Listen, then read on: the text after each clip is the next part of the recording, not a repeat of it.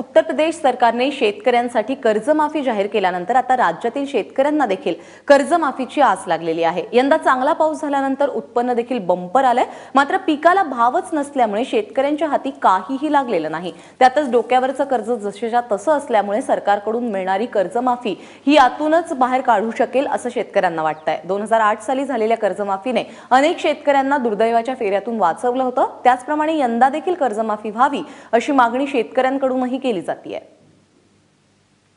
आपण चर्चा काय करून बोलावं काय हे समजायला मार्ग नाही। सरकारने कर्जमाफी तर आधी कर्जमाफी द्यायला पाहिजे, त्यानंतर परत कर्जमाफीनंतर शेतकऱ्यांचं समजा व्यवस्थित कसं होईल,